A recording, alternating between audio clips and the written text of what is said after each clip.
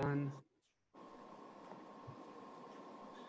Okay, so welcome viewers. It is Renchi from Gonosin Karate and our guest interview with um Ari and Scott Brandstorfer. Their father is William, and they were students of Gonosin back in 1994, and they were 6 and 8 at the time, and they're now 31 and 31. 30 and 34, right? And it's just I don't even know. it's just great to have you here because you were not only one of the parents of the students, you also started martial arts with us, and you had prior experience in the martial arts when you joined Gonosen. So Yes. if we can use this time as a little time capsule to go back in time and share with parents why you chose Gonosen out of the other schools that were around, because it was for your children, you had prior experience, and then we'll ask some other questions from 1994 forward, okay? Well, the reason I chose Gonosen was because I had prior experience. So it gave me, the tools. I could evaluate the school. I could evaluate you as a sensei at the time, and compare you to some of the other things that I had seen in the area and some of the things I had done up until that point. And I recognized immediately that this was a very, very quality level of martial arts that you really don't get everywhere. And that's what turned me on to this particular school. And I joined the school, again, as a white belt, started all over again. I had already attained brown belt and other belts in various other schools and styles, but I was actually coming back from a surgery, so I had quit some other schools for a while. And then when I came back, this was the school I chose to come back to. And then, maybe for my kids, it was just made sense. I mean, we all did it together as a family. I knew that the instruction was going to be high quality, and so it was. Cool. And that was when we were in Buchanan at my Yes. first school. Yes. First school in Buchanan, yes. And did the kids do it before you, or did you all start at the same time? I don't remember. No, I started before them. Okay, so you started first, and Yeah, I because I started. think I was teaching only adults at first. Yeah, I don't think you had a kid class at that time. And then I started teaching kids. Yeah. Right. Then you went to the first location in that shopping center. Mm-hmm. And remember, we put down the floor. I remember all that stuff with the floor. Right. And then, again to the second location, which I think you're still in now. Yeah, and we expanded and you expanded it. School stores over. But Fantastic. back then, I think I was in Buchanan for 5 years. I was above the fire, next door to the Buchanan Fire Department. And at the time, it was fine doing 1 or 2 classes a week. But then as I was growing and as the program continued to flourish, we were making more noise for the tenants downstairs, and they were lawyers down there, and they didn't really like us making all that banging noise. So they kind of booted us out, and we found another home, and we turned lemons into lemonade, and we just kept moving forward. And thankfully, you guys stayed with us for a long time. I remember. Wasn't even a question. How long were you with us for? I tried to remember. I can't quite remember how long it was. I don't know. Was it 10 years? I mean, I think at least 10 years. Because I 10 years. The kids, they got their black belt, and I remember doing a video overview when we left Buchanan, and I asked them, how did they feel about leaving and going to a new location? And they were like, we're scared, but we're gonna miss the home here, but we're excited for the future. So it was really cool. And ironically, I'm going to be having a talk with Ari today as well, and doing a little overview of his life from them, because he did such a great shout out in terms of what the martial arts had done for him going through medical school and so on. So I'm excited about that. But okay, so maybe you can let our viewers know, because 10 years is a long time to dedicate to something, and I'm blessed and honored that you stuck with us for that long, and you were really part of the family. I love your family, your wife, your children, everybody is just A-plus people. But what made you continue to stay with the program? Because a lot of parents are always, you know, kind of, I guess, presented with the challenge. Anything new becomes old, and kids will stop everything, right? They wouldn't go to school, eat their vegetables, brush their teeth if it was a choice. So what made, and I'm sure there were times that the kids didn't want to come to class, but what made you guys stay as a family committed to get in their black belt?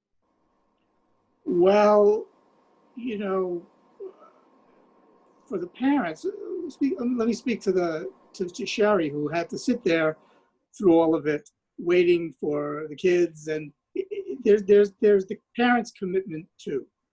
So in order for the kids to be successful, the parents have to be committed. I think that's just true in anything.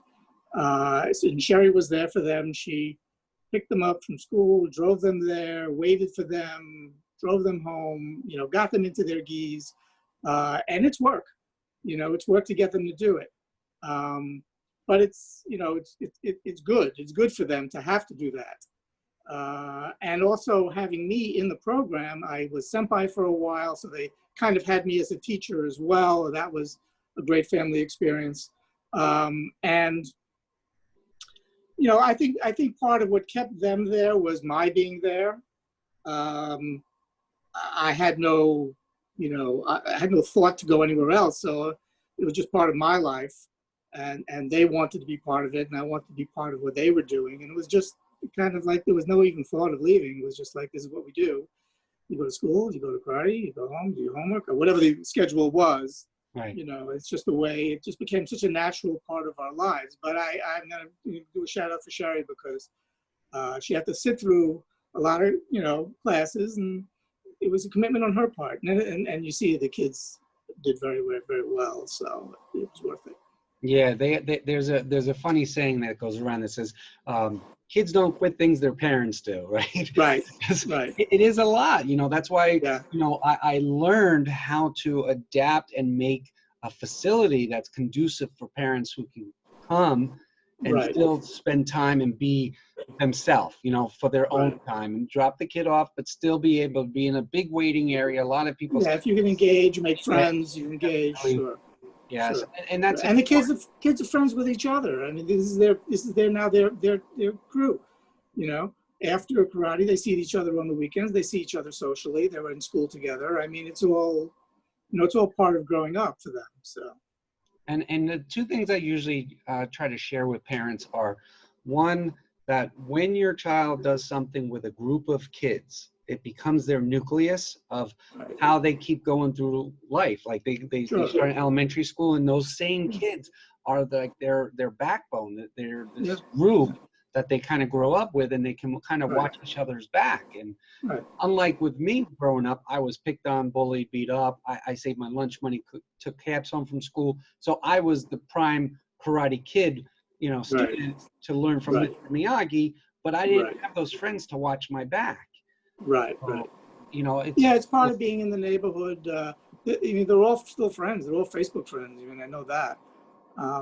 Yeah. The other thing I would add to that is for parents. I mean, I've seen parents, you know, get disappointed in their kids when they don't, you know, win a tournament or something like that.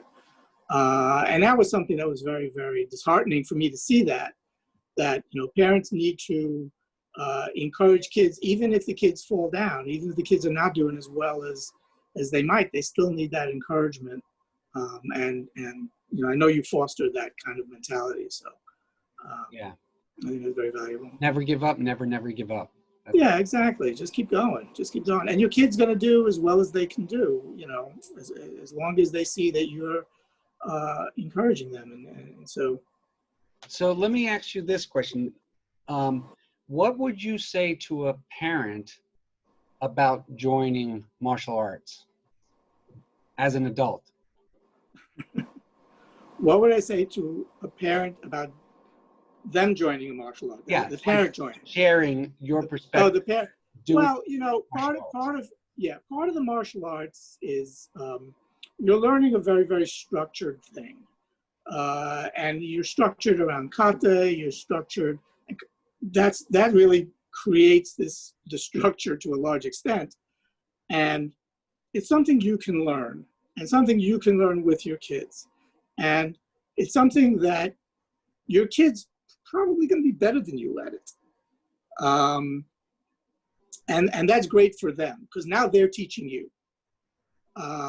And so that whole shared experience of learning these things, learning and moving up the ranks, and but more so just kind of like the shared bonding experience of learning these things together, it's very valuable. I don't know of anything else that you do that with when you think about it. I mean, little kids and adults aren't going to play baseball on the same team. They're not going to play basketball on the same team. What are you really going to do? Maybe you can be a football coach. Maybe you can be a baseball coach or a little league coach. But only a couple of parents. Right. But then you're also in the coaching mode, so you have to. Right. Exactly. That's right. You're still teaching them, but you're right. So it's the idea that they see you as a student. They see you struggling with new things. Yeah. And it creates this kind of bond, and they can identify with it because they're learning new things and they're struggling with new things as well. So I think it's valuable, and it's a great exercise. And, I mean, there's all these things about martial arts that have nothing to do with kids, that's just sort of beneficial.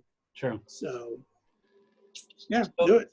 Being that the kids were doing it for 10 years, and at 6 years and 8 years, then they pretty much stopped around, 16, 18, when they went off to college, right? And they did that next. They did other things, yeah. They did other things and conquered other things. But what do you feel as a parent, looking back from the last 24 years, of what you feel Ari and Scott were able to take from that route of doing martial arts at Gono-Sen and apply it to their everyday life, their school life, their personality, their relationships, and all that?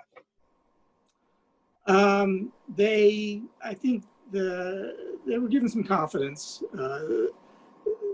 Part of what you learn in martial arts is you learn to master something. And when you learn to master something, you gain more confidence in yourself. And I think so from a young age, they were confident children.